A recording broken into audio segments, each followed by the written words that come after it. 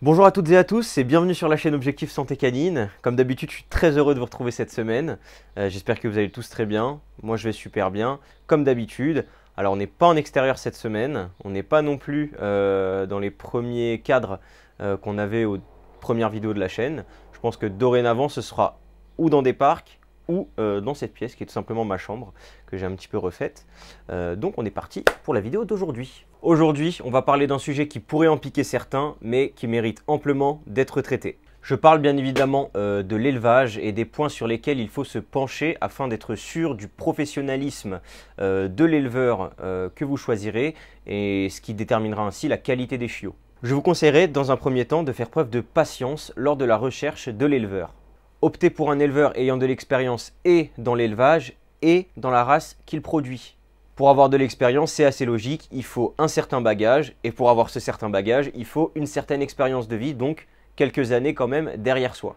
Concrètement, faites attention aux jeunes éleveurs, et quand je dis jeunes, c'est en âge ainsi qu'en expérience, car ils sont statistiquement les plus à même de faire des erreurs de sélection vis-à-vis de leur manque d'expérience.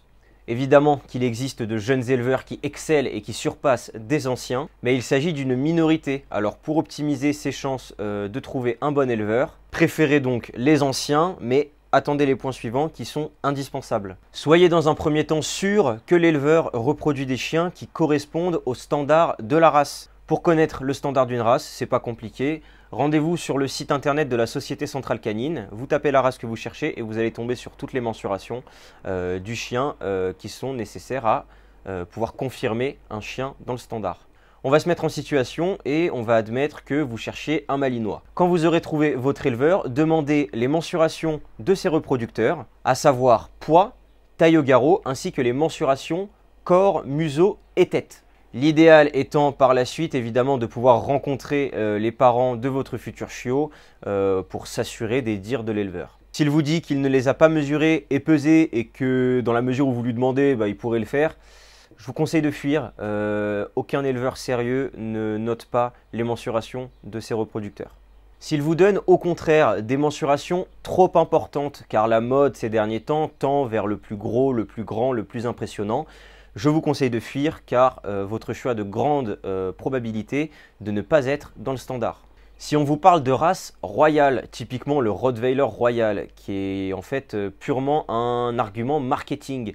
Un Rottweiler royal, c'est tout simplement un Rottweiler qui n'est pas dans le standard. Aucun éleveur sérieux ne reproduit des chiens hors standard. Donc Rottweiler royal, même Malinois royal, j'ai vu ça aussi, puisque maintenant on fait aussi beaucoup de Malinois très grande taille. Fuyez. Tout ce qui n'est pas standard, ne vous en approchez pas. On arrive donc au troisième point. Vous avez trouvé votre éleveur expérimenté et qui reproduit des chiens dans le standard. Demandez-lui alors les résultats des tests de santé des reproducteurs, donc des parents de votre potentiel futur chiot. Les tests embarquent étant les plus complets afin de tester tout type de maladie qui pourrait être inhérente à la race. Et donc il faut que les reproducteurs soient sains de ces maladies afin que vous ayez un chiot qui soit sain et pas malade. Si l'éleveur ne teste pas ses chiens, je vous conseille de fuir. Demandez également les résultats des radiographies hanches et coudes, particulièrement sur les grandes races ou sur les races qui sont relativement sujettes aux soucis d'aplomb et d'angulation, donc typiquement l'American Bully ou le berger allemand. S'il n'a pas radiographié ses reproducteurs, je vous conseille de fuir. J'ajoute que vous pouvez également demander à l'éleveur le pédigré de votre futur chiot afin de pouvoir déterminer les sujets qui composeront le sang de votre futur chiot, ce qui vous permettra d'assurer la qualité de votre prochaine recrue. Si l'éleveur remplit ces critères, vous pouvez théoriquement lui faire confiance. Je vous conseillerais toujours d'acheter à des éleveurs en règle et qui travaillent dans l'objectif d'améliorer la race qu'ils reproduisent. Le prix d'achat sera plus élevé, mais vous y gagnerez très probablement à long terme sur les frais vétérinaires, notamment grâce à une bonne sélection, donc ce qui optimise la santé des chiots. Donc un éleveur qui ne teste pas ses chiens, qui fait de la repro un peu à la va-vite, sans sélection, et les chiens ils se transmettent des maladies et résultat on se retrouve avec des chiens qui peuvent développer des dysplasies, qui sont moins fonctionnels.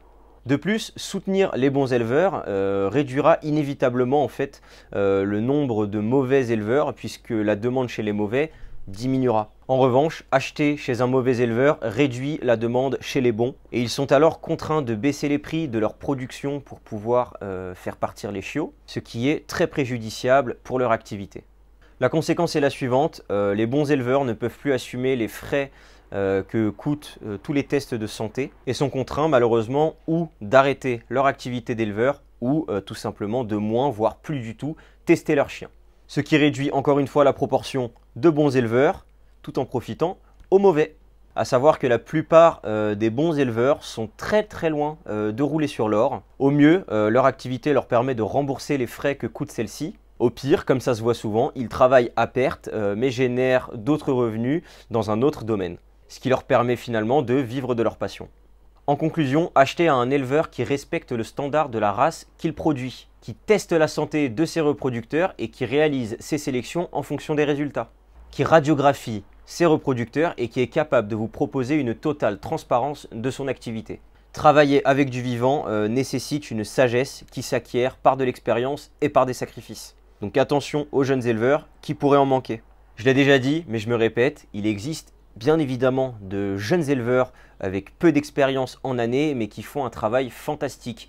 Ils existent mais la proportion est plus faible. Je salue et remercie tous les bons éleveurs qui travaillent dur pour proposer des chiots fonctionnels et en bonne santé. Et pour les moins bons, sachez qu'il n'est jamais trop tard pour changer, pour apprendre et ainsi rectifier ses erreurs.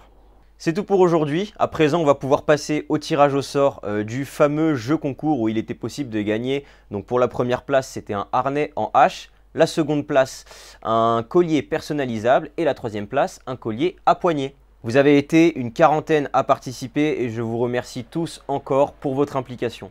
On va à présent tourner la roue une première fois afin de tirer au sort le regagnant du collier à poignée. Donc on va faire le troisième gagnant collier à poignée, le second collier personnalisable et le troisième le harnais.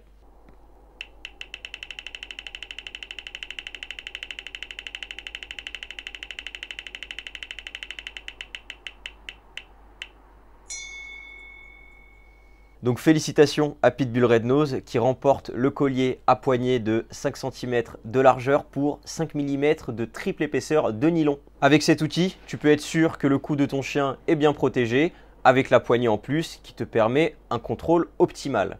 Je le rappelle, les couleurs sont au choix, donc le mien c'est du noir et du jaune, donc tu pourras choisir la couleur de la couture au milieu et de la poignée ainsi que la base. Donc moi c'est noir et jaune, tu pourras choisir ce que tu veux. Tu seras donc contacté sur Snapchat. On va donc tourner la roue une seconde fois pour découvrir le deuxième gagnant qui remportera un collier personnalisable.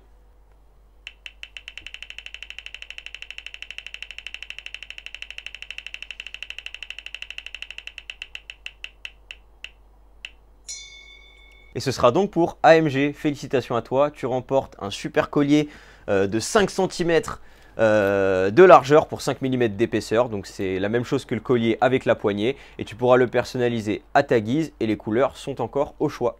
Tu seras contacté sur Snapchat, l'heure à laquelle sort cette vidéo, donc à 20 h. On va maintenant tirer au sort le grand gagnant de ce jeu concours qui pourra gagner un solide harnais en H, qui est, je le rappelle, le modèle le plus adapté à la construction d'un chien. Toujours de 5 cm d'épaisseur pour 5 mm de triple épaisseur de nylon. Donc voilà comment il se présente. C'est parti, on tourne la roue pour la dernière fois. Attention, qui va remporter le troisième lot?